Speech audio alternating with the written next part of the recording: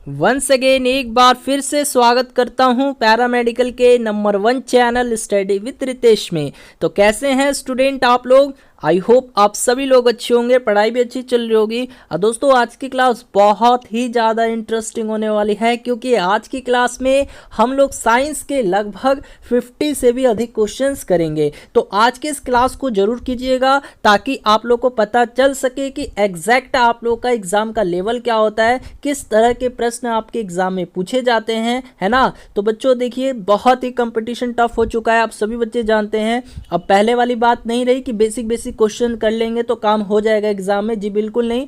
तो बच्चों आज की क्लास जरूर कीजिएगा, क्योंकि आज की ये जो क्लास होगी ये प्रीवियस पेपर की होगी, यानी मैंने आज की क्लास में प्रीवियस पेपर के क्वेश्चनों को लिया हुआ है, ठीक है। तो आज की इस क्लास को अवश्य कीजिएगा। तो चलिए बच्चों आज की क्लास को स्टार्ट करते हैं। तो क्लास को स्टार्ट करने से पहले यदि आप लोग इस चैनल पर नए हो, पहली बार हो, तो इस चैनल को सब्सक्राइब कर लो। और दोस्तों यदि अभी तक आप हमारे टेलीग्राम ऐप से नहीं जुड़े हैं, जहां पर आपको क्लास का PDF मिलेगा, क्लास से रिलेटेड हर एक इन्फॉर्मेशन अपडेट मिलेगा, तो वो जो है टेलीग्राम आप ज्वाइन कर लीजिए। तो सबसे पहले जाना होगा आपको टेलीग्राम ऐप पे और वहां सर्च करना होगा स्टडी विद रितेश, और हमारे टेलीग्राम ऐप से भी जुड़ जाना होगा, ठीक है बच्चों। हाँ जी, चलिए आज की क्लास को स्टार्ट करते हैं। तो चलिए स्टूडेंट, पहला क्वेश्चन है, प्रोटीन बहुलक होता है। तो प्रोटीन किसका बहुलक होता है जी?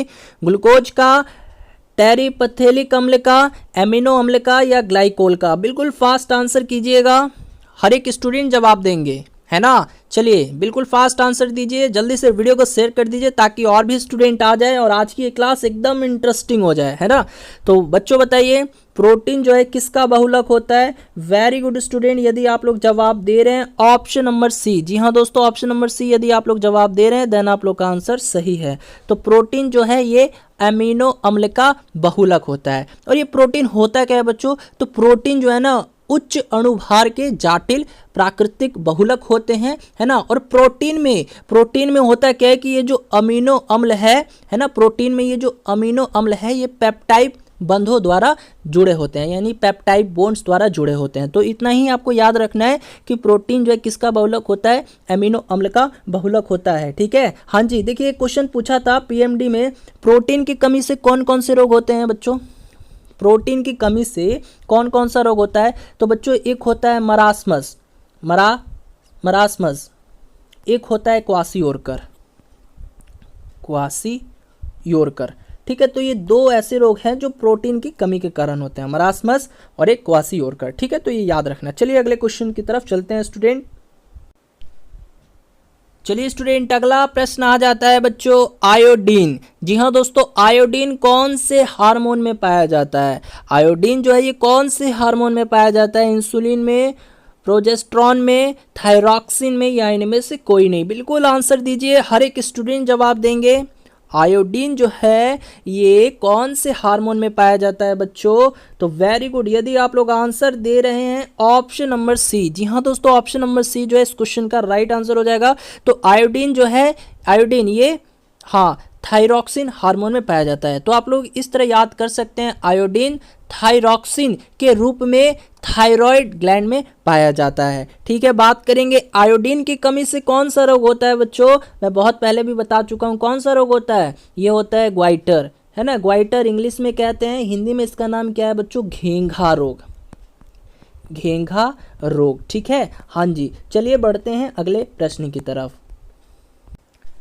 चलिए स्टूडेंट, अगला प्रश्न है जी, बोर का आणविक मॉडल आधारित है, किसके सिद्धांत पर आधारित है जी? नील बोर, है ना, नाम सुने हो, बहुत ही फेमस साइंटिस्ट है बच्चों नील बोर, है ना। तो नील बोर का जो आणविक मॉडल था वो किस सिद्धांत पर आधारित है बच्चों? डाल्टन के आणविक सिद्धांत पर, या क्वांटम सिद्धांत पर, या इलेक्ट्रॉनिक विन्यास के सिद्धांत पर, या रदरफोर्ड के परमाणु मॉडल पर? बिल्कुल सही आंसर दीजिएगा स्टूडेंट, बहुत ही सिंपल क्वेश्चन है और ऐसे क्वेश्चन मैं पहले भी करवा चुका हूं। तो जल्दी से हर एक स्टूडेंट जवाब देंगे। तो वेरी गुड स्टूडेंट, यदि आप लोग आंसर दे रहे हैं ऑप्शन नंबर बी। जी हाँ दोस्तों, यदि आप लोग का आंसर ऑप्शन बी है देन आप लोग का आंसर सही है।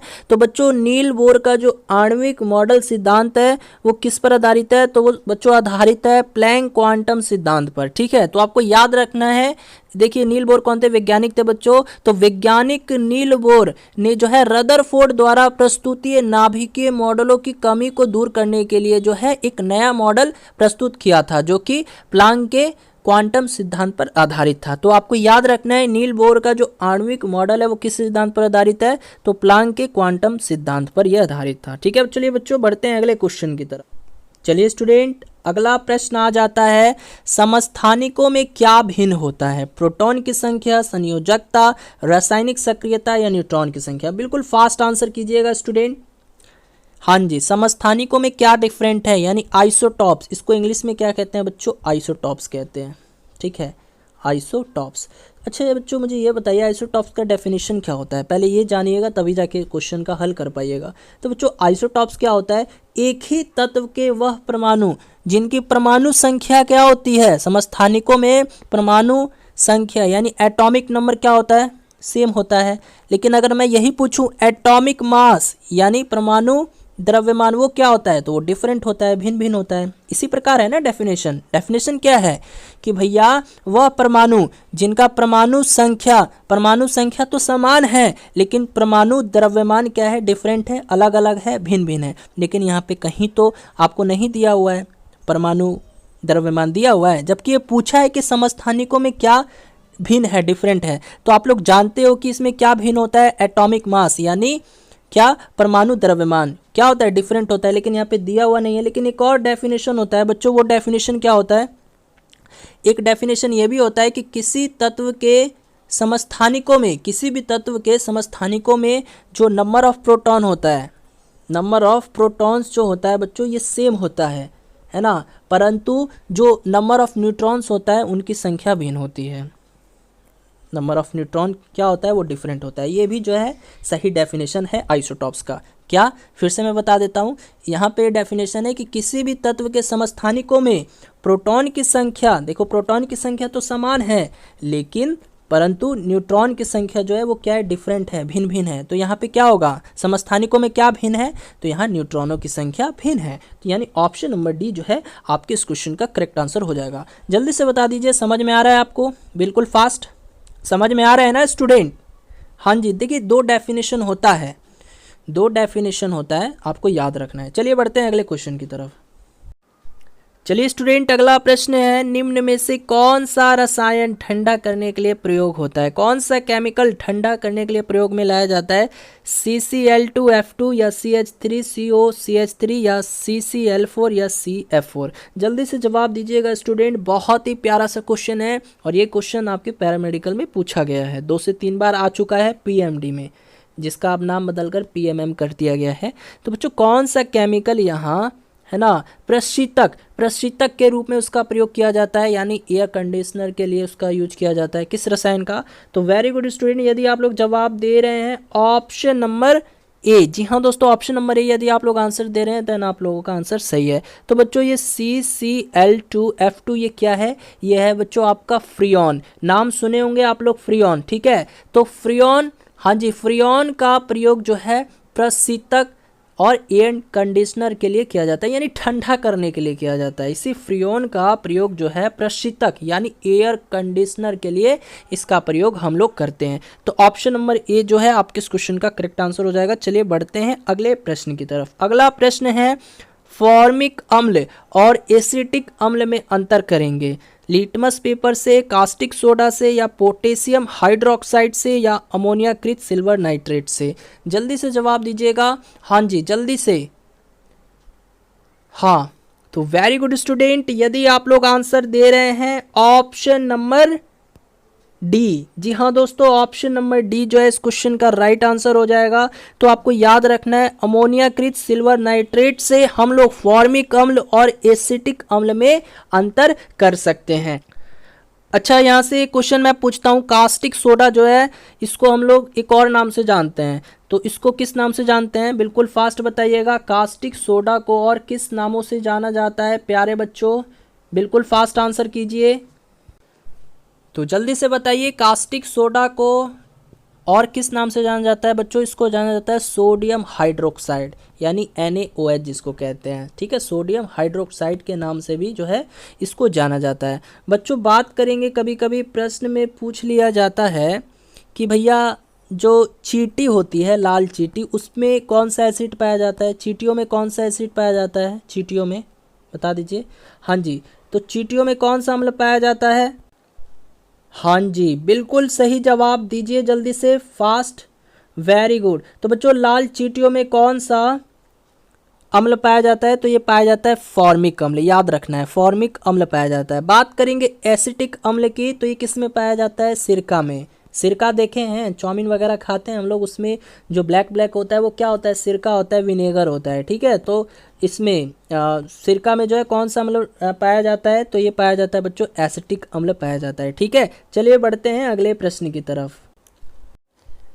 चलिए स्टूडेंट ध्यान दीजिएगा, अगला प्रश्न है एस्टरीकरण में सांद्र H2SO4 किस प्रकार कार्य करता है? जल अपघटक के रूप में, उत्प्रेरक के रूप में, निजरली कारक के रूप में, या उत्प्रेरक तथा निजरली कारक दोनों के रूप में? बिल्कुल फास्ट आंसर कीजिएगा। एस्टरीकरण है ना, एस्टरीकरण की जो प्रक्रिया होगी उसमें जो सांद्र H2SO4 होगा यानी सल्फ्यूरिक अम्ल होगा, वो किस प्रकार कार्य करेगा? हाँ जी, एस्टरीकरण अभिक्रिया में जो सल्फ्यूरिक अम्ल है वो किस प्रकार कार्य करेगा? तो बच्चों ये कार्य करेगा एक निजरली कारक के रूप में, है ना। यानी याद रखना है बच्चों, इस अभिक्रिया में जो सल्फ्यूरिक अम्ल है वो निजरली कारक की तरह जो है कार्य करता है। आप लोग इस क्वेश्चन को डायरेक्ट याद कर लीजिएगा, ठीक है, VVI क्वेश्चन है, याद कर लीजिएगा। चलिए बढ़ते हैं अगले क्वेश्चन की तरफ। चलिए स्टूडेंट अगला प्रश्न है प्रोटॉन के विषय में कौन सा कथन सही कहा गया है? यहाँ पे प्रोटॉन के संबंध में कौन सा कथन सही है? पहला ऑप्शन है प्रोटॉन ड्यूटेरियम का नाभिक है, दूसरा ऑप्शन है प्रोटॉन एक अल्फा कण है, तीसरा ऑप्शन है प्रोटॉन आयनित हाइड्रोजन अणु है, चौथा ऑप्शन है प्रोटॉन आयनित हाइड्रोजन है। बिल्कुल फास्ट आंसर कीजिएगा स्टूडेंट, तो जल्दी से आंसर बताइएगा स्टूडेंट, बिल्कुल फास्ट, हर एक स्टूडेंट जवाब देंगे।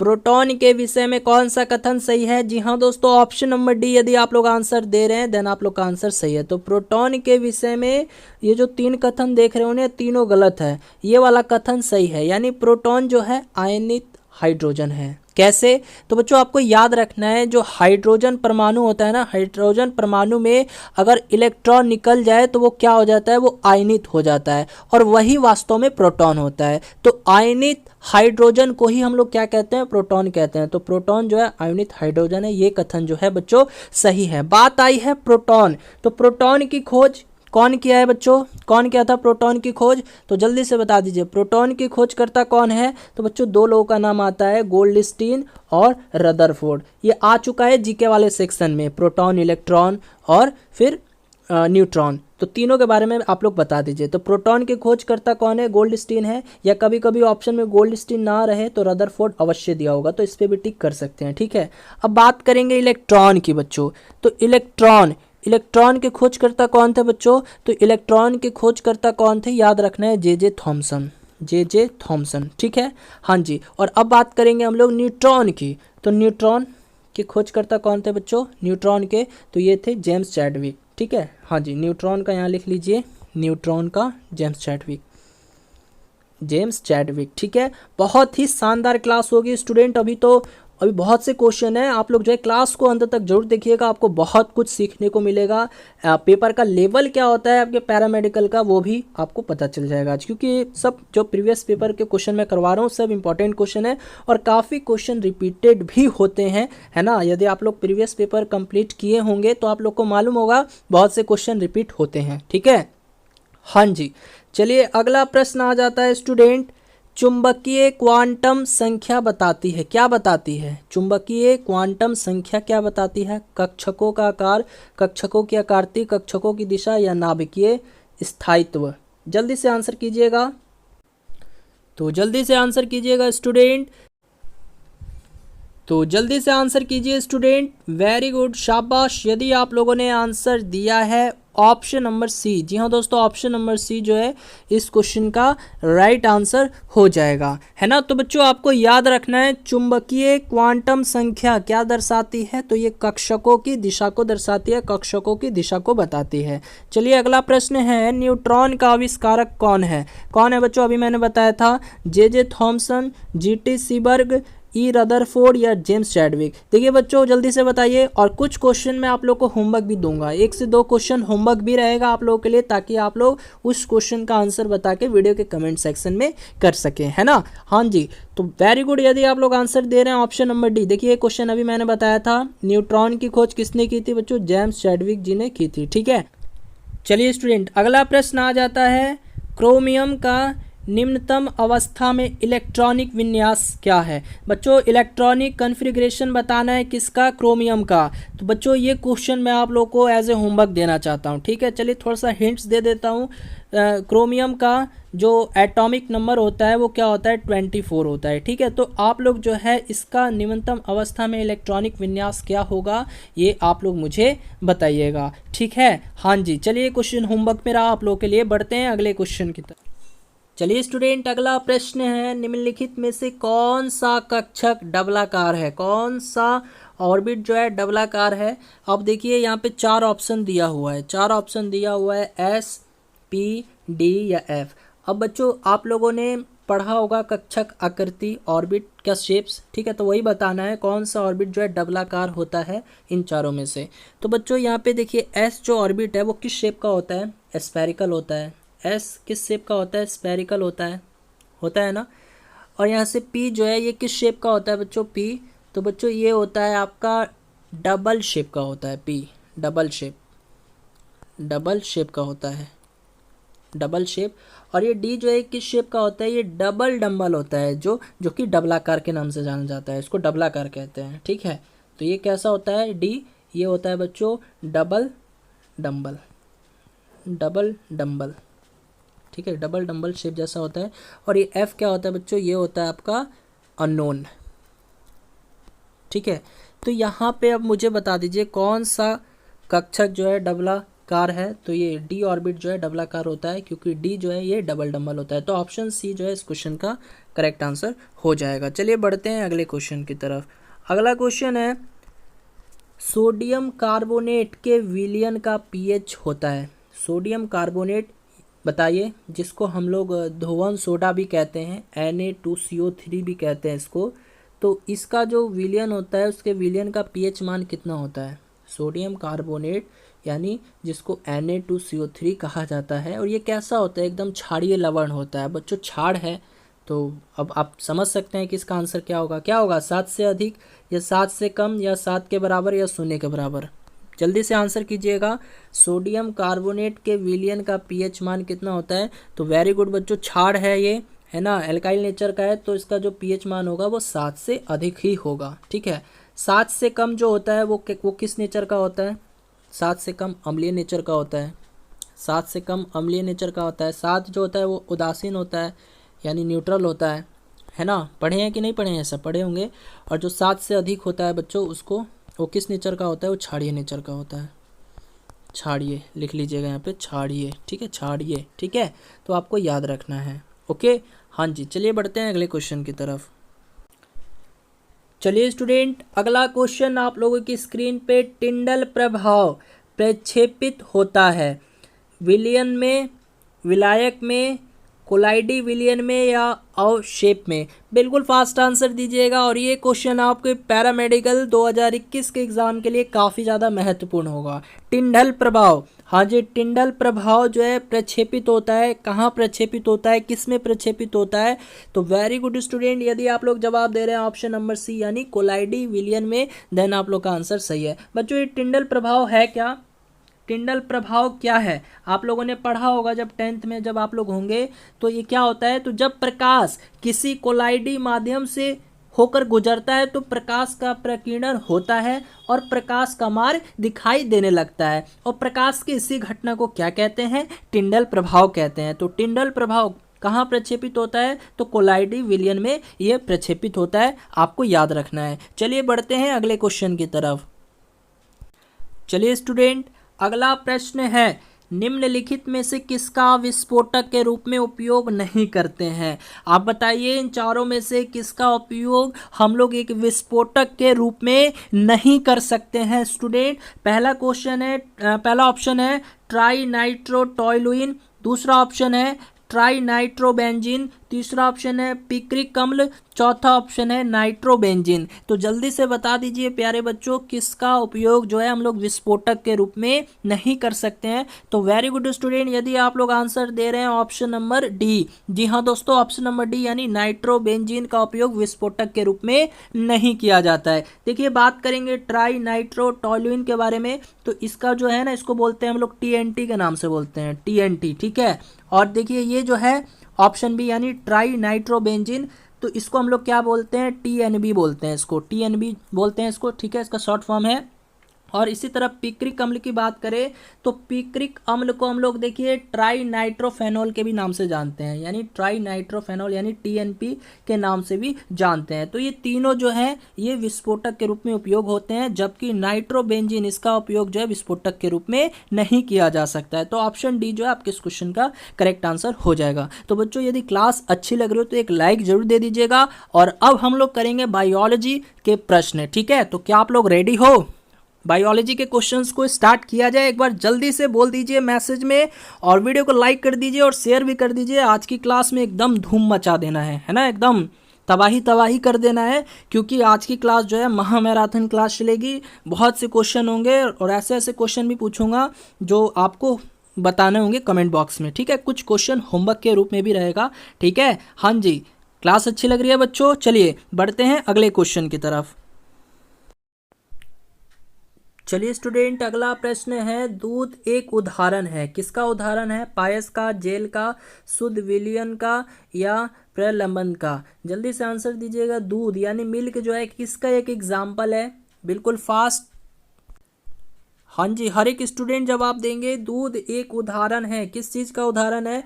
तो वेरी गुड स्टूडेंट, यदि आप लोग आंसर दे रहे हैं ऑप्शन नंबर ए। जी हाँ दोस्तों, ऑप्शन नंबर ए यदि आप लोग आंसर दे रहे हैं देन आप लोग का आंसर सही है। तो दूध किसका उदाहरण है? एक पायस का उदाहरण है, ठीक है। हाँ जी, दूध का पास्चुराइजेशन कितने डिग्री टेम्परेचर पर किया जाता है? जल्दी से जवाब दीजिएगा। तो जल्दी बताइएगा, दूध का पास्चुराइजेशन कितने डिग्री सेल्सियस के टेम्परेचर पर होता है बच्चों? हाँ जी, बिल्कुल सही जवाब दीजिएगा। Very good. तो बच्चों दूध का पास्चुराइजेशन कितने डिग्री सेल्सियस के टेम्परेचर पर होता है? तो 62.8 डिग्री सेल्सियस, ठीक है। 62.8 डिग्री सेल्सियस पे जो है दूध का पास्चुराइजेशन होता है, यानी लो टेम्परेचर पे, है ना। लो टेम्परेचर पे जो है 22.8 डिग्री सेल्सियस पर होता है। और अगर हाई टेम्परेचर की बात करें तो ये 70 तक भी चला जाता है। लेकिन आपको यही याद रखना है कि दूध का पास्चुराइजेशन जो है 62.8 डिग्री सेल्सियस पर होता है। चलिए अगले क्वेश्चन की तरफ चलते हैं। अगला क्वेश्चन है स्टूडेंट, ब्रह्मांड में दूसरा सबसे अधिक सामान्य तत्व कौन सा है? यानी पूरे यूनिवर्स में दूसरा सबसे अधिक सामान्य तत्व कौन सा है? सिलिकॉन, ऑक्सीजन, नाइट्रोजन या हीलियम? जल्दी से जवाब दीजिएगा स्टूडेंट। पूरे ब्रह्मांड में दूसरा सबसे अधिक सामान्य तत्व कौन सा है? तो वेरी गुड स्टूडेंट, यदि आप लोग आंसर दे रहे हैं ऑप्शन नंबर डी। जी हाँ दोस्तों, ऑप्शन नंबर डी यानी हीलियम। हीलियम जो है ये दूसरा सबसे अधिक सामान्य तत्व है, ठीक है। हाँ जी, ओके। अब देखिए कभी कभी प्रश्न जीके वाले सेक्शन में पूछ लेता है कि जितने भी जो है एरोप्लेन वगैरह उनकी टायरों में कौन सी गैस भरी जाती है? तो आपको याद रखना है हीलियम गैस ही भरी जाती है, ठीक है। हाँ जी। अच्छा, ब्रह्मांड में सबसे अधिक मात्रा में पाए जाने वाला तत्व कौन सा है? ये तो दूसरा था ना। सबसे ज़्यादा ब्रह्मांड में सबसे ज़्यादा पाए जाने वाला तत्व जो प्रथम स्थान पर हो, बताइए। हाँ जी, बिल्कुल सही आंसर आ रहा है। ब्रह्मांड में पाए जाने वाला सबसे अधिक मात्रा में तत्व कौन सा है? तो बच्चों वो हो जाता है हाइड्रोजन, ठीक है, हाइड्रोजन। और दूसरे नंबर पे कौन है बच्चों? ये है हीलियम। तो ये आपको याद रखना है, ठीक है। चलिए अगला प्रश्न आ जाता है स्टूडेंट, पौधों में बोरोन की कमी का क्या प्रभाव है? पौधों में बोरोन की कमी हो जाती है, बोरोन की कमी, तो क्या प्रभाव होता है? पत्तियों में हरी महीनता का विकसित होना, या पत्तियों का मुड़ जाना, या पत्तियों का तांबे के रंग का हो जाना, या पत्तियों का सिकुड़कर गुच्छे में बदल जाना? जल्दी से जवाब दीजिएगा बच्चों। अगर पौधों में बोरोन की कमी नज़र आती है तो उससे क्या इफेक्ट पड़ता है पत्तियों में बच्चों? पौधों में बोरोन की कमी आती है तो फिर पत्ते क्या होते हैं बच्चों? तो याद रखना है, पत्ते जो है ना, पत्तियों का रंग जो है एकदम तांबे के रंग जैसा हो जाता है। ठीक है, तो ऑप्शन नंबर सी, जी हाँ दोस्तों, ऑप्शन नंबर सी जो है इस क्वेश्चन का राइट आंसर हो जाएगा। अब बात आया है पत्ती का, तो कभी कभी ये भी पूछ लेता है कि पत्तियों का रंग हरा क्यों होता है? तो किसके कारण होता है हरा? क्लोरोफिल के कारण होता है। ठीक है प्यारे बच्चों, क्लोरोफिल पिगमेंट के कारण होता है। हैं, चलिए बढ़ते हैं अगले क्वेश्चन की तरफ। चलिए स्टूडेंट, अगला प्रश्न है, क्षारीय माध्यम में फिनोप्थैलिन का गुलाबी रंग किस कारण से होता है? बताइए किस कारण से होता है, क्या कारण है? ऋणात्मक रूप के कारण, धनात्मक रूप के कारण, आयनों के कारण या उदासीन रूप के कारण? देखिए होता क्या है, क्षारीय माध्यम में फिनोप्थैलिन का रंग जो है बच्चों गुलाबी हो जाता है, और इस गुलाबी रंग का होने का कारण क्या है? वेरी गुड स्टूडेंट, यदि आप लोग आंसर दे रहे हैं ऑप्शन नंबर ए यानी ऋणात्मक रूप के कारण, देन आप लोग का आंसर सही है। तो याद रखना है, क्षारीय माध्यम में फिनोप्थैलिन का गुलाबी रंग हो जाता है ऋणात्मक रूप के कारण। ठीक है, ये डायरेक्ट याद कर लेना है। ठीक है, ऐसे ऐसे क्वेश्चन को डायरेक्ट याद कर लेना है। अब देखिए बात करेंगे यहाँ पे नेक्स्ट क्वेश्चंस की, तो लैक्टिक अम्ल जब सांद्र H2SO4 के साथ गर्म किया जाएगा तो ये क्या देगा? एसिटिक अम्ल देगा या प्रोपियोनिक अम्ल देगा या एक्रिलिक अम्ल देगा या फॉर्मिक अम्ल देगा? बताइए जल्दी से। लैक्टिक अम्ल को जब सल्फ्यूरिक अम्ल, देखिए H2SO4 इसको क्या कहते हैं? सल्फ्यूरिक अम्ल कहते हैं। ठीक है बच्चों, इसको क्या कहते हैं? सल्फ्यूरिक अम्ल कहते हैं। ठीक है, हाँ जी, ठीक है, बैटरी में जो यूज होता है ना, यही एसिड यूज होता है। तो आप लोग मुझे बताइए, लैक्टिक अम्ल जब सल्फ्यूरिक अम्ल के साथ गर्म किया जाएगा तो क्या देगा? एसिटिक अम्ल देगा या प्रोपियोनिक अम्ल देगा या एक्रिलिक अम्ल देगा या फॉर्मिक अम्ल देगा? तो बच्चों ये क्या देगा? ये फॉर्मिक अम्ल देगा, यानी ऑप्शन नंबर डी जो है आपके इस क्वेश्चन का राइट आंसर हो जाएगा। ठीक है, अब चलिए बच्चों, अब हम लोग देखेंगे बायोलॉजी के क्वेश्चंस, तो जल्दी से अब तैयार हो जाइए, है ना, मतलब रेडी हो जाइए। चलिए स्टूडेंट, अगला क्वेश्चन है, सबसे बड़े पुष्पों वाला आवर्तबीजी है। सबसे बड़े पुष्पों वाला आवर्तबीजी इन चारों में से कौन है? आंशिक मूल परजीवी है या पूर्ण स्तंभ परजीवी है या पूर्ण मूल परजीवी है या आंशिक स्तंभ परजीवी है? बिल्कुल फास्ट आंसर देना है स्टूडेंट, बहुत ही वीवीआई क्वेश्चन है। बायोलॉजी के क्वेश्चंस तो खासकर काफ़ी रिपीट होते हैं आपके पैरामेडिकल में। ठीक है, हाँ जी, तो जल्दी से बताइएगा, सबसे बड़े पुष्पों वाला आवर्तबीजी कौन सा है इन चारों में से? तो वेरी गुड स्टूडेंट, कौन सा है ये? पूर्ण मूल परजीवी, यानी ऑप्शन नंबर सी जो है आपके इस क्वेश्चन का राइट आंसर हो जाएगा। अब देखिए बात आई है स्टूडेंट आवृतबीजी की। ठीक है, आवृतबीजी की बात आई है, तो आवृतबीजी के पौधे के नाम कौन कौन से हो सकते हैं? एग्जाम्पल बताइए। आवृतबीजी पौधे के नाम कौन कौन से होते हैं, बता सकते हैं?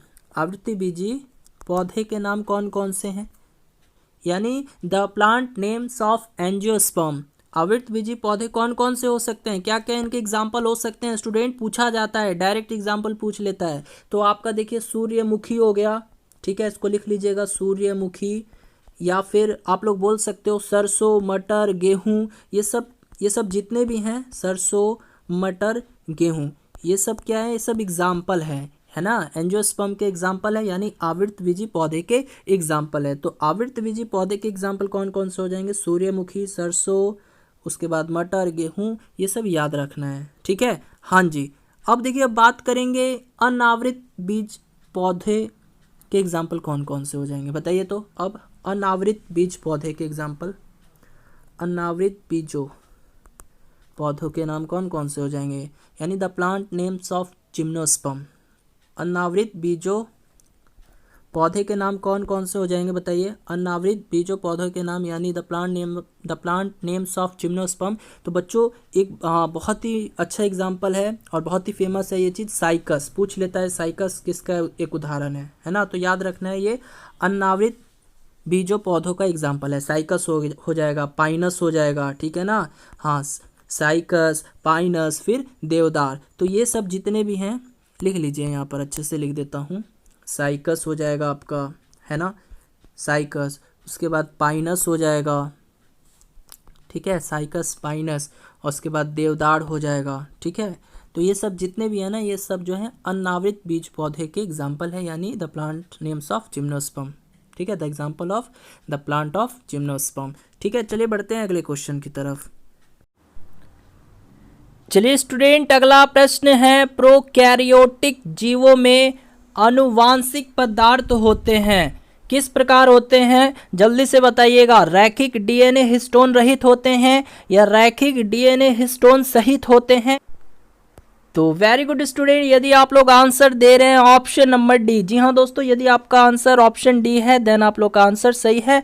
तो प्रोकैरियोटिक जीव में वृत्ताकार डीएनए हिस्टोन रहित होते हैं। कहने का अर्थ ये प्रोकैरियोटिक सेल में सर्कुलर स्ट्रक्चर का डीएनए होता है ना। प्रोकैरियोटिक जीव में जो है वृत्ताकार डीएनए होता है ना। और हिस्टोन क्या है बच्चों, हिस्टोन जो है एक प्रोटीन होता है ना। हिस्टोन क्या है, एक प्रोटीन है जो इसमें नहीं होता, यानी ये प्रोटीन रहित होता है, हिस्टोन रहित होता है। ठीक है, अब प्रोटीन होता है किसमें, तो लीनियर डीएनए में होता है ना। लीनियर डीएनए यानी रैखिक डीएनए में होता है, जो कि हम मनुष्य में होता है। आई बात समझ में। तो प्रोकैरियोटिक जीवों में आनुवांशिक पदार्थ जो होते हैं वो वृत्ताकार डीएनए होते हैं और हिस्टोन जो है रहित होता है, हिस्टोन नहीं होता। ठीक है, चलिए बढ़ते हैं अगले प्रश्न की तरफ। चलिए स्टूडेंट, अगला प्रश्न है, डीएनए व आरएनए में क्या समानता है? क्या समानता है जी, क्या इक्वालिटी है डीएनए और आरएनए में? दोनों में एक ही शर्करा होती है या दोनों में एक जैसे पिरिमिडीन क्षारक होते हैं या समान प्रकार से प्रतिकृतिकरण की क्षमता होती है दोनों में, या दोनों में से एक जैसे फ्यूरिन क्षारक होते हैं? बताइए, दोनों में एक जैसे फ्यूरिन क्षारक होते हैं, बताइए। 4 ऑप्शन है बच्चों, जल्दी से आंसर कीजिएगा। हाँ जी, बिल्कुल फास्ट तरीके से आंसर करना है, बिल्कुल सही आंसर दीजिए। हाँ तो बच्चों वेरी गुड, यदि आप लोग आंसर दे रहे हैं ऑप्शन नंबर डी। जी हाँ दोस्तों, ऑप्शन नंबर डी जो है इस क्वेश्चन का राइट आंसर हो जाएगा। तो डीएनए व आरएनए में क्या समानता है, क्या इक्वलिटी है कि भाई दोनों में एक जैसे फ्यूरिन क्षारक होते हैं। ठीक है, बात करेंगे डीएनए का फुल फॉर्म क्या होता है बच्चों, डीऑक्सी राइबो न्यूक्लिक एसिड होता है। आरएनए का फुल फॉर्म क्या होता है, राइबो न्यूक्लिक एसिड होता है। ठीक है, हाँ जी, चलिए बढ़ते हैं अगले प्रश्न की तरफ। चलिए स्टूडेंट, अगला प्रश्न आ जाता है, बहुत इंपॉर्टेंट प्रश्न है और ये प्रश्न बच्चों 2 से 3 बार आ चुका है आपके एग्जाम में। ठीक है, घुमा घुमा कर पूछा गया है। देखिए प्रश्न है, साइटोकाइनेसिस। साइटोकाइनेसिस संबंधित है, किससे संबंधित है? क्रोमोसोम के विभाजन से, साइटोप्लाज्मा के विभाजन से, केंद्रक के विभाजन से, या इनमें से कोई नहीं? जल्दी से बता दीजिए प्यारे बच्चों, साइटोकाइनेसिस किससे संबंधित है, किस चीज़ से रिलेटेड है? हाँ जी, बिल्कुल फास्ट आंसर दीजिए, हर एक स्टूडेंट जवाब देंगे। साइटोकाइनेसिस किससे संबंधित है? तो वेरी गुड स्टूडेंट, यदि आप लोग का आंसर ऑप्शन बी है देन आप लोग का आंसर सही है। तो साइटोकाइनेसिस किससे संबंधित है? तो ये साइटोप्लाज्मा के विभाजन से संबंधित है। अब देखिए एक क्वेश्चन आपके एग्जाम में पूछा गया था बच्चों, क्या पूछा गया था कि साइटोकाइनेसिस किस में प्रारंभ होता है? बता दीजिए, साइटोकाइनेसिस किस में प्रारंभ होता है? साइटोकाइनेसिस किस में प्रारंभ होता है? साइटोकाइनेसिस किस में प्रारंभ होता है? बिल्कुल फास्ट, साइटोकाइनेसिस किस में प्रारंभ होता है बच्चों? तो याद रखना है, ये पश्चावस्था में प्रारंभ होता है, यानी एनाफेज में। इंग्लिश में क्या बोलेंगे इसको? एनाफेज बोलेंगे। ठीक है, इंग्लिश में क्या बोलेंगे? एनाफेज। एनाफेज यानी साइटोकाइनेसिस प्रोसेस बिगिंस, यानी साइटोकाइनेसिस प्रोसेस बिगिंस कहाँ से शुरू होता है? साइटोकाइनेसिस की प्रक्रिया जो है ये कहाँ से प्रारंभ होती है? तो पश्चावस्था से प्रारंभ होती है, यानी एनाफेज से प्रारंभ होती है। अब यदि मैं पूछूं खत्म कहाँ होती है, यानी साइटोकाइनेसिस की प्रक्रिया खत्म कहाँ होती है, बताइए। अभी तो हम लोगों ने जाना प्रारंभ कहाँ होती है, तो पश्चावस्था में यानी एनाफेज में प्रारंभ होती है। खत्म कहाँ होती है बच्चों? तो ये होती है अंत्यावस्था में। अंत्यावस्था में यानी टेलोफेज में। ठीक है, टेलोफेज में लिख सकते हो, टेलोफेज। ओके स्टूडेंट, हाँ जी, ठीक है। चलिए बढ़ते हैं अगले क्वेश्चन की तरफ। चलिए स्टूडेंट, अगला प्रश्न है, कौन से जंतु में श्वसन होता है परंतु पृथक श्वसनांग नहीं होता? श्वसनांग का अर्थ क्या होता है बच्चों? श्वसनांग का मतलब कुछ ऐसे अंग जैसे फेफड़े, गिल्स, त्वचा, है ना, जिनके द्वारा सजीवों तथा वातावरण के बीच गैसों का आदान प्रदान हो सकता है, उसको श्वसनांग कहते हैं। ठीक है, तो आप ही बताइए कौन सा जंतु है जिसमें श्वसन तो होता है परंतु पृथक श्वसनांग नहीं होता? कॉकरोच, मछली, केंचुआ या मेढक? श्वसनांग का अर्थ यही होता है बच्चों, फेफड़े या गिल्स, त्वचा, जिनके द्वारा सजीवों तथा वातावरण के बीच गैसों का आदान और प्रदान होता है। ठीक है, तो अब आप ही बता दीजिए कौन सा ऐसा जंतु है भाई, श्वसन तो होता है उसमें परंतु पृथक श्वसनांग नहीं होता है ना, अलग से श्वसनांग नहीं होता। तो बच्चों वो कौन सा जीव है, वो कौन सा जंतु है? तो वेरी गुड स्टूडेंट, यदि आप लोग आंसर दे रहे हैं ऑप्शन नंबर सी, जी हाँ दोस्तों ऑप्शन नंबर सी आंसर दे रहे हैं, देन आप लोग का आंसर राइट है। तो कौन सा है जीव? केचुआ है, केचुआ, जी हाँ दोस्तों केचुआ। देखिए अब बात करेंगे केचुआ जो है ये किस संघ का प्राणी है, कोई बता सकता है? बात आई है केचुआ की, तो अगर मैं पूछूं आपसे कि केचुआ ये किस संघ का प्राणी है, क्या जवाब दीजिएगा? केचुआ किस संघ का प्राणी है, जल्दी से बताइए। आता है ऐसा क्वेश्चन, केचुआ किस संघ का प्राणी है? केचुआ किस संघ का प्राणी है? किस संघ का प्राणी है बच्चों? तो आप लोग क्या बोलिएगा? एनेलिडा संघ का ये सदस्य होता है, एनेलिडा संघ का ये प्राणी है। ठीक है, एनेलिडा, ठीक है, हाँ जी। चलिए बढ़ते हैं अगले क्वेश्चन। अच्छा एक क्वेश्चन और बता दीजिए, मेढक जो है इसके हृदय में कितने कोष्ठ होते हैं, चैम्बर कितने होते हैं? मेढक के हृदय में कितने चैम्बर होते हैं? बिल्कुल फास्ट आंसर दीजिएगा, बताइए मेढक के हृदय में कितने कक्ष होते हैं? चलिए ऑप्शन देता हूँ, 1 कक्ष, 2 कक्ष, 3 कक्ष, बता दीजिए। 3 ऑप्शन दिया हूँ, 1 2 3, बिल्कुल फास्ट आंसर दीजिए। कितने कक्ष होते हैं, कितने चैम्बर होते हैं? वेरी गुड स्टूडेंट, कितने कक्ष होते हैं? 3 कक्ष होते हैं। ठीक है, याद रखिएगा। चलिए बढ़ते हैं अगले क्वेश्चन की तरफ। चलिए स्टूडेंट अगला प्रश्न है, लाख कीट के लार्वा का भोजन क्या है? देखिए लाख कीट है क्या? एक तरह का कीट है। ठीक है, लाख कीट के लार्वा का भोजन क्या है? देखिए लाख कीट को हम लोग एक और नाम से जानते हैं, लैसिफर लाका, इसको लैसिफर लाका भी बोलते हैं, लैसिफर लाका। ठीक है, तो ये जो है ना बच्चों, ये कॉक्सीडी कुल का एक कीट है ना, और ये जो है उसी गण के अंतर्गत आता है जिस गण का कीट खटमल है। ठीक है, तो यहाँ पे पूछा है लाख कीट के लार्वा का भोजन क्या है, तो ये है बच्चों फोदो में फ्लोएम से रस, यही जो है इसके लार्वा का भोजन है। ठीक है, तो आपको याद रखना है ऑप्शन नंबर सी जो है इसका राइट आंसर हो जाएगा। तो लाख कीट के लार्वा का भोजन क्या है? तो पौधों में फ्लोएम से रस, तो ऑप्शन नंबर सी जो है आपके इस क्वेश्चन का करेक्ट आंसर हो जाएगा। ठीक है, हाँ जी। चलिए बढ़ते हैं अगले क्वेश्चन की तरफ। चलिए स्टूडेंट अगला प्रश्न है, अमाशय के अग्रभाग पर गैस्ट्रिक सीका पाए जाते हैं, तो इन सीका की संख्या कितनी होती है? 1 जोड़ी, 4 जोड़ी, 6 जोड़ी या 8 जोड़ी? बिल्कुल फास्ट तरीके से आंसर करना है स्टूडेंट, बिल्कुल अच्छा क्वेश्चन है और ऐसे ही ऐसे क्वेश्चन आपको पैरामेडिकल के एग्जाम में देखने को मिल जाएंगे। तो जल्दी से बता दीजिए, अमाशय के अग्रभाग पर गैस्ट्रिक सीका पाए जाते हैं, इन सीका की संख्या कितनी होती है बच्चों? तो वेरी गुड, यदि आप लोग आंसर दे रहे हैं ऑप्शन नंबर सी, जी हाँ दोस्तों ऑप्शन नंबर सी यानी 6 जोड़ी होती हैं। तो आपको इस क्वेश्चन को डायरेक्ट याद कर लेना है कि अमाशय के अग्रभाग पर गैस्ट्रिक सीका पाया जाता है और इस गैस्ट्रिक सीका की संख्या कितना होता है? 6 जोड़ी होता है। ठीक है, हाँ जी। चलिए बढ़ते हैं अगले प्रश्न की तरफ। अगला क्वेश्चन है स्टूडेंट, प्रकाश संश्लेषण होता है केवल किस में होता है जी? पौधे के हरे भाग में, पौधे की सभी जीवित कोशिकाओं में, या माइटोकॉन्ड्रिया में, या मूल में? जल्दी बता दीजिए, प्रकाश श्वसन जो है ये होता है, ये किस में होता है केवल? हाँ जी बिल्कुल फास्ट, हाँ जी बिल्कुल फास्ट आंसर करना है स्टूडेंट, वेरी गुड। यदि आपने आंसर दिया है ऑप्शन ए, देन आप लोग का आंसर सही है। तो प्रकाश श्वसन होता है केवल किस में? पौधे के हरे भागों में होता है। ठीक है, तो ऑप्शन ए जो है आपके इस क्वेश्चन का राइट आंसर हो जाएगा। चलिए बढ़ते हैं अगले क्वेश्चन। चलिए स्टूडेंट अगला प्रश्न है, अनुवांशिक कोड में 3 क्षारकों का विन्यास किसका प्रदर्शन करता है? तो भाई किसका विन्यास प्रदर्शन करता है ये? प्रोटीन का, या अमीनो अम्ल का, प्लाज्मिड का, या न्यूक्लिक अम्ल का? बिल्कुल फास्ट आंसर कीजिएगा स्टूडेंट। अनुवांशिक कोड में 3 क्षारकों का विन्यास जो है ये किसका प्रदर्शन करता है? बिल्कुल फास्ट। तो जी हाँ दोस्तों, यदि आप लोग आंसर दे रहे हैं ऑप्शन नंबर बी यानी एमिनो अम्ल, देन आपका आंसर सही है। तो याद रखना है अनुवांशिक कोड में 3 क्षारकों का जो विन्यास होता है ना, वो एमिनो अम्ल को प्रदर्शित करता है। ठीक है, बात करेंगे एमिनो अम्ल की संख्या कितनी होती है, तो ये 20 होती है बच्चों, मैंने बता भी रखा है आप लोग को। ठीक है, हाँ जी। चलिए अच्छा, एक क्वेश्चन अगर मैं आप लोगों से पूछूँ तो आप लोग बताइएगा, अनुवांशिकी के जनक के रूप में हम लोग किसको जानते हैं? बताइए, बताइए, हर एक स्टूडेंट जवाब देंगे कि भाई अनुवांशिकी। चलिए स्टूडेंट, अगला प्रश्न है, अनुवांशिक कोड में 3 क्षारकों का विन्यास किसका प्रदर्शन करता है?